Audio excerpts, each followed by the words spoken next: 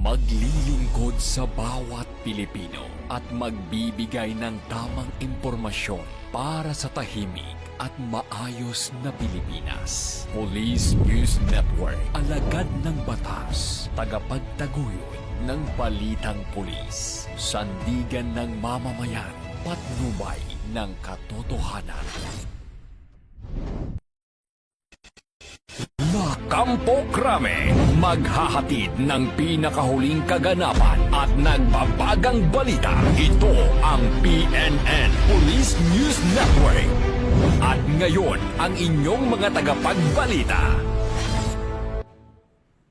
Magandang araw, bagong Pilipinas. Ako ang inyong alagad ng batas, tagataguyod ng Balitang Pulis, Patrolman Adrian Dayao. Maghahatid sa inyo ng tamang balita, kwento ng pulis at serbisyo para sa mamamayan. At ito, ang PNP News Online, ang pangunahing balita ng Police News Network.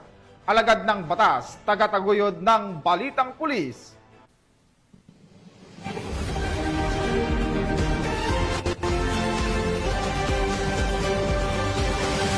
Narito ang mga balitang hatid ng ating PNN correspondents mula sa iba't ibang panig ng bansa.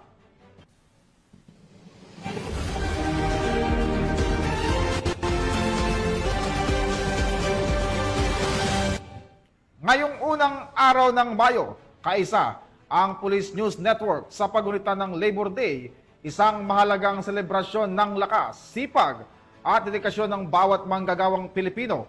Sa araw na ito, ating kinikilala hindi lamang ang kanilang kontribusyon sa pag-unlad ng bansa, kundi pati na rin ang kanilang patuloy na pagpupursige para sa kanilang pamilya at bayan. Saludo po ang kami sa inyong lahat.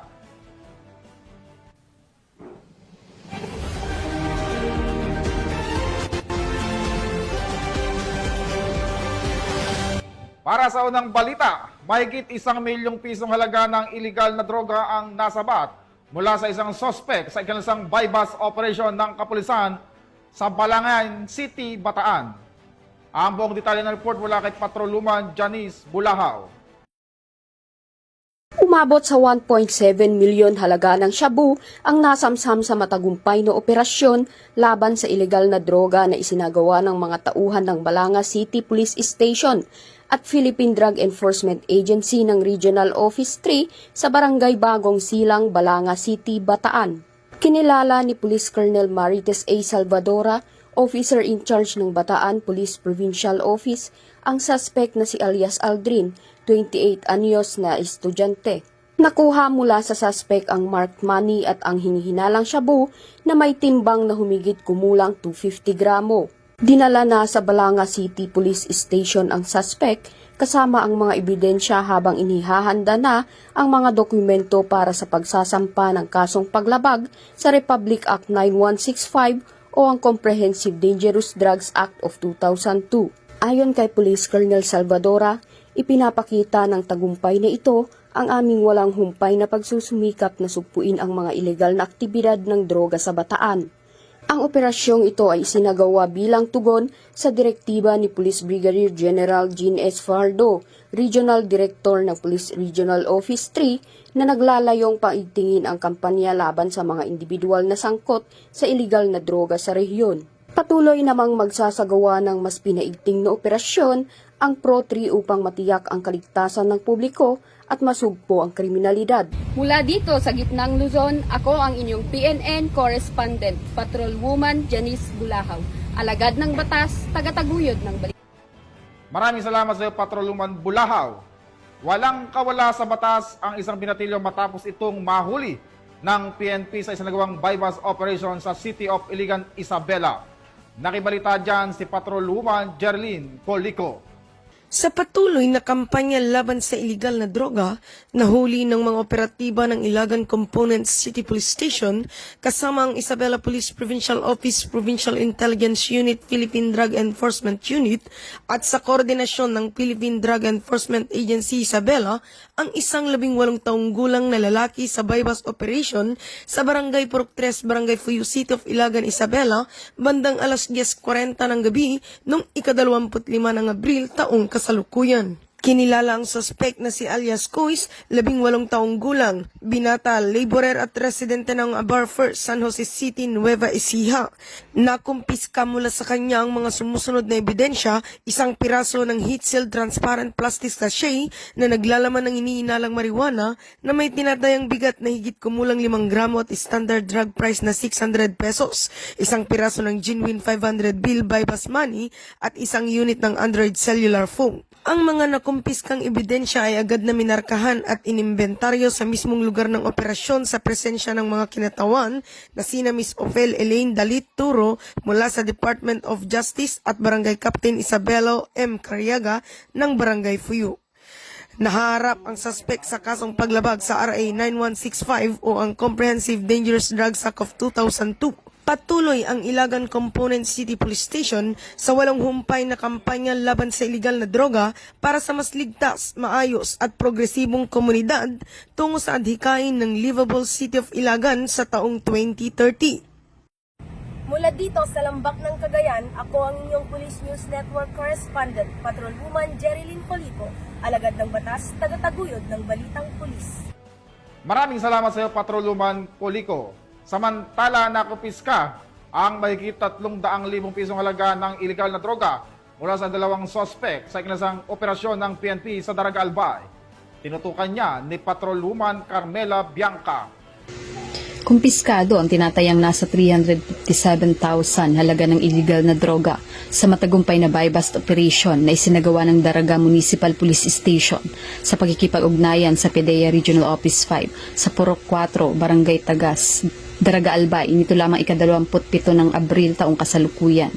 Bandang alas 4:30 ng hapon ang ikinasang nasabing operasyon laban sa mga tulak na si alias Noy, 22 taong gulang, residente ng Purok 5, Barangay 5, Malilipot, Albay, at si alias Chard, 25 taong gulang, residente ng Purok 4, Barangay Baranghawon, Tabaco City, at kabilang sa listahan ng mga street-level individual na minamanmanan ng mga operatiba ng Pulis Daraga. Mabilis na nadakip ang mga suspect matapos nilang pagbentahan ng illegal na droga ang nakatransaksyon nilang pusher-buyer ng Daraga PNP. Na-recover mula sa possession ng mga suspect ang 11 piraso ng heat-sealed transparent plastic sachet na naglalaman ng hinihinalang shabu. Ang mga arestadong suspect ay naharap ngayon sa kasong paglabag sa RA 9165 o ang Comprehensive Dangerous Drugs Act of 2002. Mula dito sa Legazpi City, Albay, ako ang inyong PNN Correspondent, Patrolwoman Carmela Bianca Panganiban, alagad ng batas, tagataguyod ng Balitang Pulis. Maraming salamat sa iyo, Patrolwoman Panganiban. Nasabat ng mga otoridad ang mahigit 100,000 pisong halaga ng inihinalang shabu sa ikinasang buy-bust operation sa Mati City. Ang balita mula kay Patrolwoman Sina May Ilagan.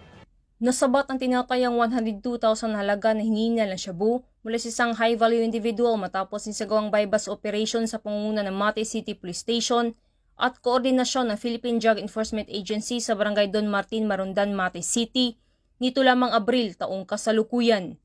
Kinilala ni Police Major Al Anthony Gumban, officer in charge ng Mati City Police Station, ng suspect na si LSJR, 31 anyos, na residente ng sabing lugar. Mula sa kanya nakuha ang tinatayang 15 grams ng hininal ng shabu at iba pang ebidensya. Naharap ang suspect sa kasong paglabag sa Republic Act 9165 o Comprehensive Dangerous Drugs Act of 2002. Samantala, ang Police General Office 11 ay patuloy na pinapaigting ang laban kontra kriminalidad alinsun sa kampanya ng Bagong Pilipinas na panatili ng kapayapaan at kaayusan tungo sa pagsulong ng bansa. Mula dito sa Rion 11, ako inyong PNN Correspondent, Patrolwoman Sheena May Ilagan, alagad ng batas, tagataguyod ng Balitang Pulis. Maraming salamat sa iyo, Patrolwoman Ilagan. Personal na nagsagawa ng field visit at inspection si Police Brigadier General Romeo Macapas, Regional Director ng Police Regional Office BAR sa lalawigan ng Lanao del Sur. Layo nitong masiguro na nasa maayos na kondisyon ang mga istasyon ng pulisya, matukoy ang mga pangailangan ng kanyang mga tauhan at mapalakas ang seguridad sa lalawigan, lalo na sa gitna ng paghahanda para sa nalalapit na halalan. Patrolwoman Angela Banderlipe sa report. Nagsagawa ng field visit at inspeksyon si Police Brigadier General Romeo Juan Macapas, Regional Director ng Police Regional Office BAR, kasama si Police Colonel John Michael C. Mangahis, Chief ng Regional Operation Division, at Police Colonel Robert S. Daculan, Provincial Director ng Lanao del Sur Police Provincial Office, ang sunod-sunod na field visit inspection sa iba't ibang municipal police station sa lalawigan ng Lanao del Sur nito lamang ika-26 ng Abril, taong kasalukuyan. Sa kanyang talk to men session, personal na pinalalahanan ni Police Brigadier General Macapas ang mga kapulisan hinggil sa kahalagahan ng mataas na antas ng pagbabantay, tamang deployment at kahandaan sa operasyon bilang paghanda sa nalalapit na national and local election 2025.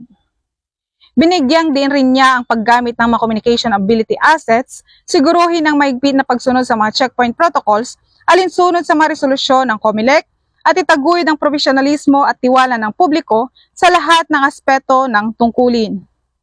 Ang mga aktibidad na ito ay bahagi ng patuloy na pagsisikap ng PNP na paigtingin ang kakayahan sa pagbibigay ng mahusay na serbisyong pampubliko, pagsusulong ng kapayapaan at kaisan at pagtitiyak ng ligtas na eleksyon para sa bawat komunidad. Sa matatag na dedikasyon, patuloy na nakaantabay ang ating kapulisan upang maglingkod at magprotekta para sa mapayapa, maayos at ligtas na halalan para sa bawat Pilipino. Mula rito sa Rio ng Bangsamoro, ako ang iyong Police News Network Correspondent, Patroluman Angela Bandarlipe, alagad ng batas, tagataguyod ng Balitang Pulis. Maraming salamat sa iyo, Patroluman Bandar Lipe. Aktibong nakilahok ang mga tauhan ng Occidental Mindoro Provincial Office sa isinagawang local absentee voting para sa halalan 2025 sa Provincial Headquarters Function Hall sa Barangay Kakawan, Occidental Mindoro. Patroluman Dara Palugme sa report. Bilang bahagi ng paghahanda para sa nalalapit na 2025 national and local election, aktibong nakilahok ang mga tauhan ng Oriental Mindoro Police Provincial Office sa isinagawang local absentee voting mula Abril 28 hanggang 30 na ginanap sa Provincial Headquarters Function Hall sa Barangay Kakawan, Pinamalayan, Oriental Mindoro. Pinangunahan ni Police Colonel Edison V. Riveta, Provincial Director ng Oriental Mindoro PPO, ang pagboto kasama ang iba pang kwalipikadong pulis na itinalaga sa mga election duties sa mismong araw ng halalan. Layunin ng local absentee voting na mabigyan daan ng mga government officials, personnel ng AFP at PNP, at mga miyembro ng media na makapagboto para sa pambansang posisyon gaya ng mga senator at party list representatives kahit sila ay naka-duty sa araw ng butuhan. Ang buong proseso ay masusing binabantayan at isinasagawa sa ilalim pangangasiwa ng Municipal Election Officer ng Pinamalayan.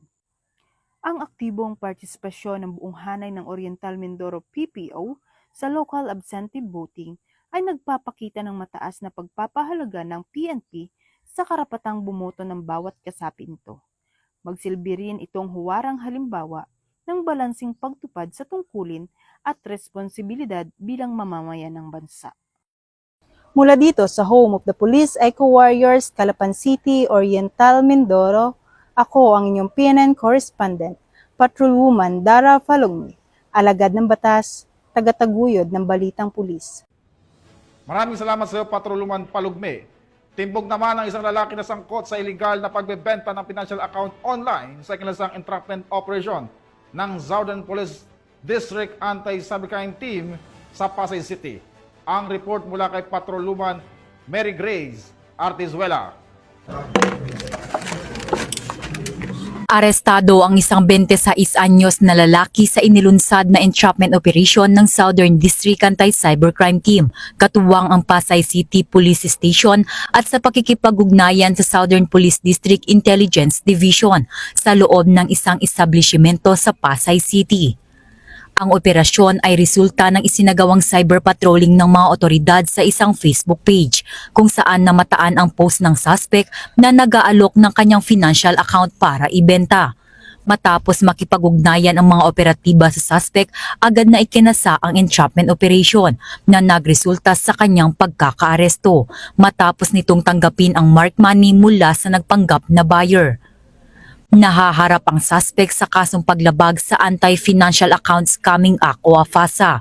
Sa kasalukuyan, pansamantala itong nakakulong sa Southern District Anti-Cybercrime Team habang inihanda ang mga dokumento para sa isasagawang inquest proceedings. Kung meron man po kayong alam or kilala na involved sa mga illegal activities na ito online, maaari po kayong dumulog or mag-report sa PNP Anti-Cybercrime Group Office para sa agarang aksyon. Mula dito sa Campo Crame, ako ang inyong PNN correspondent, Patrolwoman Mary Grace Artizuela, nagbabalita para sa Police News Network, alagad ng batas, tagataguyod ng balitang pulis. Maraming salamat sa iyo, Patrolwoman Artizuela. Walang takas sa mga otoridad ang dalawang estudyante matapos maulihan ng hininalang high-grade marijuana o kush sa Caloocan City. Nakibalita dyan si Patrolwoman Glazel Ann Esperanza. Dalawang hinihinalang tulak ng iligal na droga ang naaresto sa isang bypass operation sa Bagong Silang, Caloocan City. Ilan sa mga nakumpiska ay high-grade marijuana o kush at ang mga tuyong dahon na pinaniniwalaang marijuana nagkakahalaga na mahigit 100,000 piso. Narito ang ulat ng isinagawa ng NPD Drug Enforcement Unit katuwang ang Substation 12 ng Caloocan City Police Station. Isang matagumpay na bypass operation sa Phase 7B, Package 1, Bagong Silang, Caloocan City na aresto ang dalawang suspect na kinilalang sina alias Andre, 24 anyos at alias Mark, 22 anyos, kapwa estudyante at residente ng Bagong Silang. Na-recover sa mga suspect ang 29 grams ng high-grade marijuana o kilala sa tawag na kush at 950 grams ng tuyong dahon na pinaniniwalaang marijuana. Ang kabuuang halaga ng mga ito ay umabot sa 157,500 pesos. Ang mga nakumpiskang droga ay isusumite sa laboratory examination ng NPD Forensic Unit para sa masusing pagsusuri. Naharap ang mga suspect sa kasong paglabag sa Section 5 at Section 11 ng RA 9165 o ang Comprehensive Dangerous Drugs Act of 2002. Patuloy naman ang paalala ng pulisya sa publiko na makipagtulungan sa kampanya kontra iligal na droga upang panatilihing ligtas at payapa ang ating komunidad. Mula rito sa Northern Police District, ako po ang inyong PNN correspondent, Patrolwoman Glazel Ann Esperanza, alagad ng batas, tagataguyod ng balitang pulis. Maraming salamat sa iyo, Patrolwoman Esperanza. Nagsagawa ng City Patrol at Crime Prevention Drive ang Lapu-Lapu City Tourist Patrol Unit sa ilang mga lugar sa Barangay Mactan, Lapu-Lapu City, Cebu bilang bahagi ng kampanyang Ligtas Sumbak 2025. Nakatutok dyan si Patrolwoman Judith Nicanor.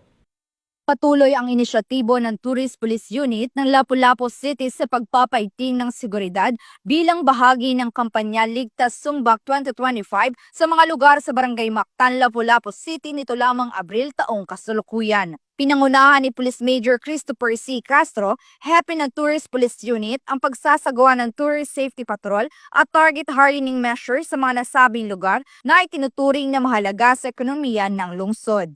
Layo ng aktibidad na ito na maagapan ang anumang krimen at mapanatili ang mapayapang kapaligiran para sa mga turista at lokal na residente.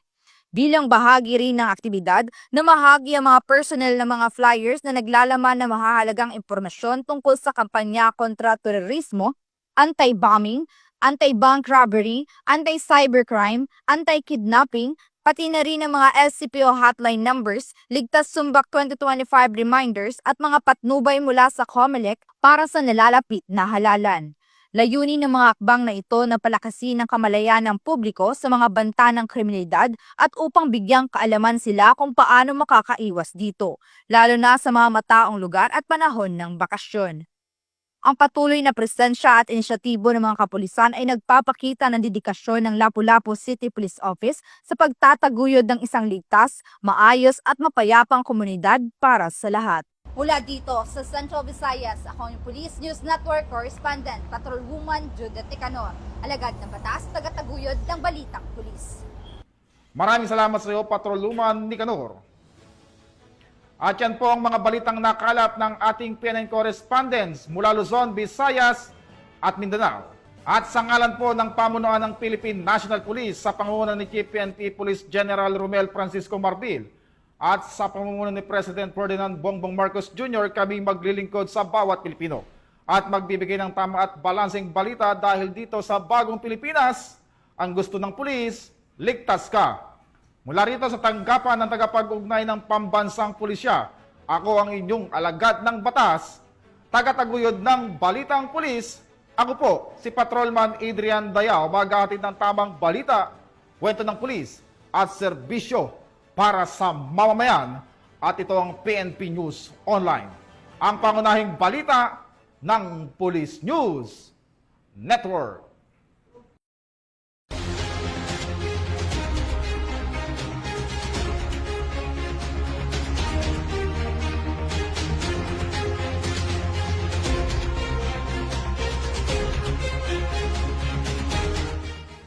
Police News Network, alagad ng batas, tagapagtaguyod ng balitang pulis.